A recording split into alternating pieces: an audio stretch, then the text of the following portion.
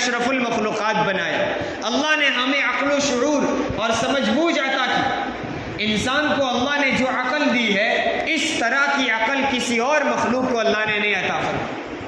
انسان کو اللہ نے سمجھ بوجھ بھی عطا کیا، عقل و شعور بھی دیا، اور اللہ نے انسان کو علم سے بھی نوازا۔ انسان کے پاس سمجھ بوجھ ہے، علم ہے، اس بنیاد پر وہ دنیاوی لحاظ سے بھی ترقی کرتا ہے، اور اسی عقل و شعور کی بنیاد پر وہ اپنی آئندہ کی اور ہمیشہ کی آخرت کی زندگی کی تیاری کر سکتا ہے۔ اس لیے اللہ نے ہمیں مکلف بنایا، جب یہ زندگی عطا کی ہے تو ایک دن اس زندگی کا ہم سے حساب بھی لیا جائے گا۔ آخرت قائم ہوگی، قیامت طاری ہوگی، اور اس کے بعد سارے انسانوں کو اللہ کے دربار میں حاضر کیا جائے گا، اور ہر ایک کو اپنی اپنی زندگی کا حساب دینا پڑے گا۔ یہ قیامت کا آنا، آخرت کا قائم ہونا، حساب کتاب کا لیا جانا، اور دنیا کی زندگی کے مطابق اجر و ثواب، جزا یا سزا کا دیا جانا، یہ سب باتیں کسی انسان کی بنی بنائی نہیں ہیں، یہ کسی کی جیب کی باتیں نہیں ہیں، یہ پرانے زمانے کی کہانیاں نہیں ہیں، بلکہ قرآن و حدیث میں بتائی ہوئی، رسول اللہ صلی اللہ علیہ وسلم کی سچی زبان سے بتائی ہوئی باتیں ہیں، جس کے بارے میں ایک ذرے کے برابر بھی شک نہیں ہے۔ قرآن تو کتاب ہی وہ ہے جس کے بارے میں قرآن نے خود کہا، ذَلِكَ الْكِتَابُ لَا رَيْبَ فِيهِ، یہ وہ کتاب ہے جس کے بارے میں کوئی شک نہیں کیا جا سکتا۔ اگر خدا نخواستہ شک ہوا، قرآن کی کسی ایک آیت کے بارے میں شک و شبے کا کوئی شکار ہو گیا تو اس کا ایمان خطرے میں پڑ جائے گا، یہاں تک کہ وہ دائرہ ایمان سے نکل جائے گا۔ ہم سب کا عقیدہ ہے قرآن کریم کی ایک ایک آیت بالکل صحیح اور سچی اور برحق ہے، رسول اللہ صلی اللہ علیہ وسلم کی زبان سے نکلی ہوئی ہر بات بالکل یقینی اور بالکل سچی ہے۔ اگر ہمارا یہ عقیدہ پختہ ہے تو ہمیں یہ بات ماننا بھی ضروری ہے کہ ایک وقت آئے گا اللہ تبارک و تعالیٰ اس پوری کائنات کو توڑ پھوڑ کر ختم کر دیں گے، یہ نسلوں کا سلسلہ ختم، یہ ہواؤں کا چلنا ختم، یہ سورج کا نکلنا اور غروب ہونا ختم، یہ چاند کی روشنی ختم، یہ سورج کی روشنی ختم، اور ساری کائنات کو اللہ تبارک و تعالیٰ درہم برہم کر دیں گے، اور جتنے انسان دنیا میں آ چکے، مر چکے، پھر بھی اللہ تعالیٰ ان کو زندہ کریں گے، اور ہر ایک کی اللہ کے سامنے پیشی ہوگی۔ یہ تصور پیدا کرے، یہ خود اپنے بارے میں سوچے، صرف وہ جمع غفیر پر اور قیامت کے وقت اس پورے مجمع پر صرف غور کر کے نہ بیٹھ جائیں، اپنی ذات پر غور کرے۔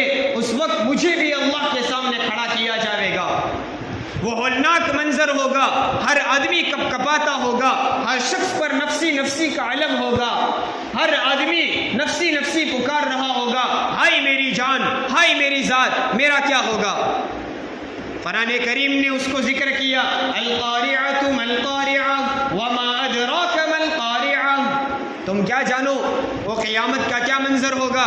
قرآن نے کہا تمہیں کیا پتا، وہ کھٹکھٹانے والی ہے، وہ دلوں کو جھنجھوڑنے والی ہے، وہ انسانوں کے دلوں کے اندر کھٹکھٹاہٹ پیدا کر دے گی، انسان گھبرا جائے گا۔ حالت کیا ہوگی؟ یوم تکون الناس کالفراش المبثوث، اس دن انسان بکھرے ہوئے پروانوں کی طرح ہوں گے۔ پروانے جانتے ہیں، جب دیا جلایا جائے، موم بتی جلائی جائے، اندھیرے میں جب دیا روشن کیا جاتا ہے تو اس دیے کے ارد گرد چھوٹے چھوٹے جراثیم، معمولی کیڑے آ کر جمع ہو جاتے ہیں۔ قرآن نے کہا قیامت کے دن ان انسانوں کی حالت ان پروانوں کی طرح ہوں گی۔ مطلب یہ ہے کہ جس طرح موم بتی کے پاس، دیے کے پاس جمع ہونے والے پروانوں کی تعداد ان گنت ہوتی ہے، اس وقت آدم علیہ السلام سے لے کر قیامت تک آنے والے آخری انسان تک ان گنت تعداد میں بے شمار انسانوں کو اللہ تبارک و تعالی حشر کے میدان میں لا کر کھڑا کر دے گا۔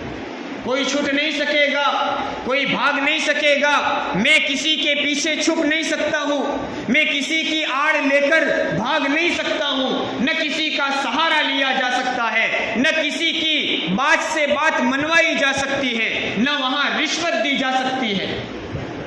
ہر انسان بھر کی آسمان سے لے کر زمین تک پوری کائنات کو سونے سے بھر کر جواہرات سے بھر کر اللہ کے دربار میں اپنی ذات چھڑانے کے لیے اپنی ذات کے فدیے کے طور پر ادا کر دے، تب بھی وہ انسان قیامت کے دن چھٹ نہیں سکے گا۔ ہر آدمی اپنے بارے میں سوچے میری حالت کیا ہوگی، وہ پروانوں کی طرح انسانوں کی حالت ہوگی۔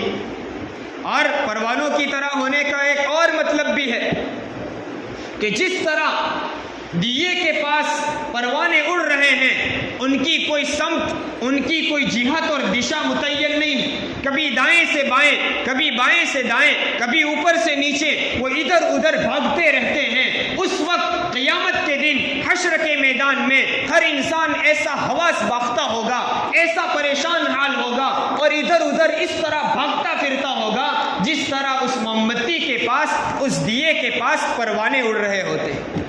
اس کو خود پتہ نہیں ہوگا میں کہاں جا رہا ہوں، کہاں بھاگ رہا ہوں، کون سی جہت اختیار کیے ہوئے ہوں۔ یہ وقت آنے والا ہے،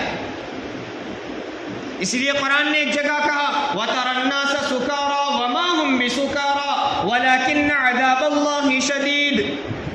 لوگ ایک دوسروں کو دیکھیں گے، اس وقت انسانوں کی حالت یہ ہوگی، دیکھنے والے کو یوں محسوس ہوگا یہ کوئی نشے میں ہے، جیسے آدمی نشہ کیے ہوئے ہو، اسے کچھ پتہ نہیں ہوتا میں کہاں جا رہا ہوں۔ وہ راستے پہ چلتا ہے تو بھی اس طرف سے اس طرف، ادھر سے ادھر، اس کا کوئی بیلنس نہیں ہے۔ جس طرح اس کی چال ڈھال ان بیلنس ہو جاتی ہے، قیامت کے دن ہر آدمی اپنی پریشانی میں، اپنی مصیبت میں ایسا حواس باختہ ہوگا کہ وہ ان بیلنس ادھر سے ادھر دوڑ رہا ہوگا۔ وہ کیوں ہوگا؟ قرآن نے کہا وَلَكِنَّ عَذَابَ اللَّهِ شَدِيدٌ، اللہ کا عذاب بڑا سخت ہے۔ اس عذاب کا تصور کر کے اور اپنی دنیاوی زندگی کے اعمال کو یاد کر کے وہ پریشان ہو رہا ہوگا، پتہ نہیں مجھ پر کیا گزرے گی۔ اور اللہ تعالیٰ کی پکڑ اس وقت معمولی نہیں ہوگی، کوئی اس کی پکڑ سے چھوٹ نہیں سکے گا۔ إِنَّ بَطْشَ رَبِّكَ لَشَدِيدٌ، اللہ کی پکڑ بہت سخت ہے۔ مجھے، آپ کو، ہر انسان کو اللہ کے سامنے اس وقت کھڑا ہونا ہے، جواب دینا پڑے گا۔ وہ قیامت آئے گی، اس وقت ہر آدمی پریشان ہو جائے گا۔ قرآن کریم نے ایک اور جگہ کہا یا ایھا الناس اتقوا ربکم ان زلزلۃ الساعۃ شیء عظیم، اے انسانوں اللہ سے ڈرو، اللہ کا خوف پیدا کرو، اس لیے کہ قیامت کا زلزلہ بہت خطرناک ہے۔ قیامت کی اس ہولناکی سے بچنے کے لیے، قیامت کی اس پریشانی اور مصیبت سے بچنے کے لیے قرآن نے ہمیں راستہ بتایا، اتقوا ربکم، تم اپنے پروردگار کا خوف پیدا کرو۔ ہر کام کرتے وقت یہ سوچو اس کام کا مجھے اللہ کے سامنے جواب دینا ہے۔ جب دل میں تقویٰ پیدا ہوگا، جب دل میں اللہ کا خوف پیدا ہو چکا ہوگا اور اس اللہ کے خوف کی وجہ سے اللہ کے احکام اور رسول اللہ صلی اللہ علیہ وسلم کے طریقوں کے مطابق زندگی بنائی ہوئی ہوگی، تو اس وقت پریشان نہیں ہونا پڑے گا۔ یا ایھا الناس اتقوا ربکم ان زلزلۃ الساعۃ شیء عظیم یوم ترونها تذہل کل مرضعۃ عما ارضعت، اس دن تم دیکھو گے وہ دودھ پلانے والی مائیں اپنے دودھ پیتے بچے کو چھوڑ کر بھاگ نکلے گی۔ وہ ماں کون سی ہو سکتی ہے جو اپنے دودھ پیتے ایک بچے کو چھوڑ کر بھاگ جائے؟ ماں کی ممتا ہرگز گوارا نہیں کرتی، لیکن قیامت کی ہولناکی وہ ہوگی کہ وہ محبوب ماں، وہ ماں کی ممتا اپنے بچے کے تئیں ممتا کو بھول جائے گی، دودھ پیتے معصوم بچے کو چھوڑ کر بھاگ نکلے گی۔ یوم ترونها کل مرضعۃ عما ارضعت وتضع کل ذات حمل حملها، یہاں تک کہ حاملہ عورتیں اپنے بچے کو اس کے مہینے مکمل ہونے سے پہلے جن دے گی، اس کے جسم پر ایسی کپ کپی طاری ہوگی، اس کا دل ایسا گھبرایا ہوا ہوگا کہ بچے کے ابھی جننے کا وقت نہیں آیا، اس سے پہلے وہ مائیں ان بچوں کو جن دے گی۔ کیا عالم ہوگا، کیا خوف کا عالم ہوگا۔ انبیاء علیہم السلام بھی اللہ کی ملوکیت، اللہ کی بادشاہت سے گھبرائے ہوئے ہوں۔ اس وقت کسی کی بادشاہت نہیں چلے گی، اس وقت کسی اور کی حکومت نہیں چلے گی۔ دنیا میں دھن دھنانے والے اور دنیا دنیا میں شور مچانے والے کہ ہماری حکومت ہے، ہماری قیادت ہے، ہم مالدار ہیں، ہم رئیس ہیں، ہم سردار ہیں، وہاں سب کی سرداری، وہاں سب کی رئیسی ختم ہو جائے. یہاں تک کہ انسان پر اتنا خوف طاری ہوگا، اتنا ڈرا ہوا ہوگا کہ وہ حساب کتاب شروع ہونے سے پہلے اتنا پریشان ہوگا کہ یہاں تک کہ انسانوں کی زبان پر یہ آ جائے گا کہ حساب کتاب کے بعد ہمارے لیے جہنم تو جہنم صحیح، کم از کم حساب شروع تو ہو جائے، کچھ پتہ تو چلے ہمارے لیے کیا ہونے والا ہے. آئندہ آنے والے جزا اور سزا کی فکر اتنی طاری ہوگی کہ حساب شروع کروانے کے لیے انسان پریشان ہوں گے، اور پوری کائنات مل کر انبیاء علیہ السلام کے پاس جائے گی. آدم علیہ السلام کے پاس، نوح علیہ السلام کے پاس، ہود کے پاس اور عیسیٰ علیہ السلام کے پاس، سارے انبیاء کے پاس سب لوگ جائیں گے، لیکن انبیاء علیہ السلام بے معذرت کر دیں گے. معاف کیجئے، آج ہم تمہاری مدد نہیں کر سکتے، آج ہم تمہارے لیے سفارش نہیں کر سکتے، ہمیں خود اپنی جان کی فکر ہے. اس وقت آدم علیہ السلام کی امت سے لے کر امت محمدیہ تک پوری کائنات کی تمام امتیں محمد الرسول اللہ صلی اللہ علیہ وسلم کا دامن پکڑے گی، اور اللہ کے آخری نبی پیارے آقا محمد عربی صلی اللہ علیہ وسلم پوری کائنات کی تمام امتوں کے لیے سفارش فرمائیں گے. ذرا سوچئے، اپنی زندگی پر غور کریں، اپنے اعمال کا جائزہ لیں اور اپنے بارے میں غور کریں کہ اس وقت میں اللہ کے سامنے پیش ہوں گا جس وقت آدم گھبرایا ہوا ہو، جس وقت عیسیٰ کے اوپر کپکپی طاری ہو، جس وقت نوح اللہ کے خوف سے ڈرا ہوا ہو. اس وقت میرا کیا بنے گا؟ اس وقت میں اللہ کو کیا جواب دے سکوں گا؟ ہاں روایتوں میں موجود ہے، اللہ کے رسول صلی اللہ علیہ وسلم نے فرمایا، بخاری اور مسلم کی روایت ہے کہ قیامت کے دن حشر کے میدان میں جہنم کو کھینچ کر لایا جائے گا، اور وہ جہنم کتنی بڑی ہوگی، انسانوں کے سامنے پیش کی جائے گی، اور کتنی بڑی ہوگی. حدیث میں موجود ہے کہ اس جہنم کی 70,000 لگامیں ہوں گی. لہا 70,000 زمام، 70,000 لگامیں ہوں گی. ومع كل زمام 70,000 ملک یجرونها، ہر زمام کے ساتھ، ہر لگام کے ساتھ 70,000 فرشتے ہوں گے. وہ 70,000 فرشتے ایک ایک لگام کو کھینچ کر جہنم کو میدان حشر میں لا کر پیش کریں گے. کیا ہم میں سے کوئی طاقت رکھتا ہے کہ اس عذاب کو سہ لے؟ کیا ہم میں سے کوئی جرأت کر سکتا ہے کہ اللہ کو کہہ دے تجھے جو عذاب دینا ہو دے دے؟ دنیا میں تو لوگوں کے سامنے ہم کہتے ہیں تجھ سے جو ہو سکے کر لے، لیکن کیا کسی میں طاقت ہے کہ اللہ کے دربار میں کھڑا ہو کر یہ کہہ دے کہ تجھے جو حساب لینا ہو لے لے؟ ارے اللہ نے جتنی توفیق دی وہ بہت غنیمت ہے. اگر پیدائش سے لے کر موت تک پوری زندگی صرف اور صرف اللہ کی عبادت میں گزاری جائے، تب بھی اللہ کی دی ہوئی نعمت کا حساب نہیں چکایا جا سکتا. تو جتنا اللہ نے ہم پر فرض کیا، جتنا ہم پر اللہ نے جو چیزیں ہم پر واجب کی، کم از کم ہم ان چیزوں کو تو کر گزرے. اللہ معاف فرمائے. اب تو مومنوں کی زبان پر یہ بھی آ جاتا ہے کہ ہم کو گناہ کی وجہ سے سزا دی جائے گی، خیر عذاب ہوگا لیکن ہم کلیمے والے ہیں، آخر ایک دن جنت میں تو جائیں گے. وہ بعد میں آنے والی جنت پر بھروسہ کر کے شروع کی جہنم کو اپنے اعمال سے ہم دہکا رہے ہیں. میں پوچھنا چاہتا ہوں، کوئی آدمی آپ کو اپنے گھر بلائے، آپ کی دعوت کرے، بہترین قسم کے کھانے بنوائے جائیں، بہترین قسم کے مشروبات رکھے جائیں، عالیشان بنگلے میں آپ کو مدعو کیا جائے، لیکن شرط رکھی جائے کہ ہمارے بنگلے میں، ہمارے گیٹ اور کمپاؤنڈ میں داخل ہونے سے پہلے یہ ایک بھڑکتی ہوئی آگ جلائی گئی ہے، آپ کو اس آگ سے گزر کر ہمارے بنگلے میں داخل ہونا پڑے گا. ہم میں سے کون وہ شخص ہے جو اس کی دعوت کو قبول کر کے اس جہنم سے پار ہو کر اس دنیا کی اور بہترین کھانوں کی لپک میں وہ آگے بڑھے؟ ہر آدمی انکار کر دے گا، تیری دعوت کی ایسی تیسی، مجھے تیرا کھانا نہیں چاہیے. تو ہمیں کیا سمجھتا ہے؟ ہم اس آگ سے کیسے گزرے؟ اس دنیا کی آگ سے 2 سیکنڈ کے لیے ہم گزرنے کو تیار نہیں. کیا وہ جہنم کی بھڑکتی ہوئی آگ جو دنیا کی آگ کے مقابلے میں 70,000 گنا زیادہ بھڑکتی ہوئی ہوگی، کیا ہم طاقت رکھتے ہیں؟ وہ 1 سیکنڈ کا عذاب بھی بڑا خطرناک ہوگا۔ اس لیے یوں بھروسہ کر کے نہ بیٹھے رہیں ہم کلیمے والے ہیں، ارے اعتبار آخری لمحے کا ہے، پوری زندگی نافرمانی اور گناہ کے ساتھ گزری، اللہ حفاظت فرمائے۔ اللہ اس بات پر طاقت رکھتا ہے کہ آخر لمحے میں وہ جو کلمہ بھی ہمارے پاس باقی تھا اللہ حفاظت فرمائے، اللہ اس کلمے کو چھیننے کی بھی طاقت رکھتا ہے۔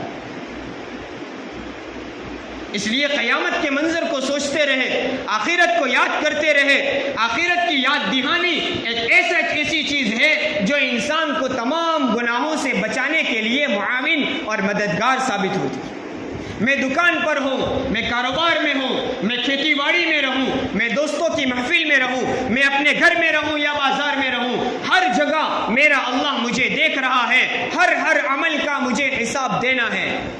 جب یہ حساب کا تصور پیدا ہوگا، آدمی کی زبان جھوٹ بولنے سے رک جائے گی، آدمی کی زبان گالی دینے سے رک جائے گی، آدمی کا ہاتھ ظلم کرنے سے رک جائے گا، آدمی کی آنکھ نامحرم پر اٹھنے سے رک جائے گی، اور سوال ہوگا، پوچھا جائے گا، ہر عمل کے بارے میں اور پوری زندگی کے بارے میں بھی پوچھا جائے گا۔ اس وقت جھوٹ نہیں بول سکیں گے، اس وقت بہانہ نہیں چلے گا، اس وقت رشوت دے کر ہم اس عذاب سے بچ نہیں سکتے۔ ہاں، کچھ لوگ ہمت کریں گے اور چاہیں گے کہ جھوٹ بول دے۔ دنیا کی عادت کے مطابق کچھ لوگ قیامت کے اور حشر کے ایک موقع پر اللہ کے سامنے جھوٹ بولنے کی ہمت کریں گے اور کہیں گے اللہ ہم نے یہ کوئی گناہ نہیں کیا، یہ ہمارے نامہ اعمال میں وہ گناہ کہاں سے آئے؟ اللہ تبارک و تعالیٰ کہے گا اچھا تو نے یہ گناہ نہیں کیا، لاؤں تیرے لیے گواہ پیش کر دوں۔ وہ انسان دائیں بائیں دیکھے گا، یہاں تو کوئی نہیں ہے، کون گواہی دے گا؟ ہمت کر کے اللہ سے کہے اللہ گواہ پیش کر دو، کون ہے وہ جو گواہی دے میں نے یہ گناہ کیا ہے؟ اللہ تبارک و تعالیٰ اس کی زبان پر لوک لگا دیں گے، زبان بند ہو جائے گی۔ اب کیا ہوگا؟ الیوم نختم علی افواہہم وتکلمنا ایدیہم وتشہد ارجلہم، اس کے اعمال کی گواہی اس کے اعضاء دینے لگیں گے، اس کے ہاتھ اور پیر اس کے اعمال کی گواہی دینے لگیں گے۔ کسی کا ہاتھ گواہی دے گا اے اللہ یہ وہ ہاتھ ہے جو تکبیر تحریمہ کے لیے اٹھا کرتا تھا، تو کسی کا ہاتھ گواہی دے گا اے اللہ یہ وہ شخص ہے جس نے میرے ذریعے فلاں مسلمان پر ظلم کیا تھا۔ کسی کی زبان گواہی دے گی اے اللہ وہ آدمی ہے جس نے میرے ذریعے قرآن کریم کی تلاوت کی تھی، تو کسی کی زبان گواہی دے گی اے اللہ یہ وہ ظالم ہے جس نے اپنی زبان کے ذریعے فلاں مسلمان کو گالی دی تھی۔ ہاں ہر عضو گواہی دے گا، یہاں تک کہ ہاتھ کی انگلیوں کے پوروے بھی گواہی دیں گے اے اللہ یہ وہ شخص ہے جو موبائل کی اسکرین پر مجھے حرکت دے کر نامحرم سے چیٹ کیا کرتا تھا۔ یاد رکھیے جسم کا ہر عضو گواہی دینے لگے گا۔ اس وقت ابھی اپنے بارے میں سوچے، اس وقت میرے اعضاء میرے بارے میں کیا گواہی دے سکتے ہیں، اچھی باتوں کی یا بری باتوں کی؟ چھوٹ نہیں سکیں گے۔ قیامت کے منظر کو یاد کرتے رہیں۔ قیامت کی یاد دہانی تمام گناہوں سے بچانے اور تمام نیک اعمال پر ابھارنے کا ایک آسان ذریعہ ہے۔ اس وقت کی ہولناکی سے بچنے کے لیے اللہ سے مانگتے رہیں، اللہ کے سامنے روتے اور گڑگڑاتے رہیں۔ کون انسان ہے جس سے غلطی نہ ہوتی ہو؟ کون انسان ہے جس سے گناہ نہ ہوتا ہو؟ ہر آدمی سے گناہ ہوتا ہے، لیکن متقی وہ لوگ ہیں جو گناہ کرنے کے بعد فوراً توبہ کر لیتے ہیں، گناہ کرنے کے بعد فوراً استغفار کرتے ہیں، پھر دوبارہ اس گناہ کو کبھی وہ دہراتے نہیں ہیں، گناہ کو گناہ سمجھتے ہوئے کبھی تقویٰ والے گناہ نہیں کرتے۔ اپنے اندر وہ صفات پیدا کرنے کی کوشش کریں۔ اس لیے آخرت کا منظر، آخرت کی یاد دہانی، حشر کا میدان کا منظر اپنے دلوں میں سوچتے رہے، اور ہر کام سے پہلے سوچ لے مجھے اس چیز کا حساب دینا ہے۔ ارے جو کام ابھی وجود میں نہیں آیا، جس کا میرے دل میں صرف خیال پیدا ہوا ہے، اس خیال کو بھی میرا اللہ جانتا ہے، اس لیے اس کا بھی حساب دینا ہوگا۔ اس لیے اپنی زندگی کو سنوارنے کے لیے آخرت کو یاد کرتے رہیں۔ اللہ تبارک و تعالیٰ آخرت کی ہولناکی اور اس دن کی رسوائی سے ہم سب کی حفاظت فرمائے۔ آمین۔ وآخر دعوانا ان الحمد للہ رب العالمین۔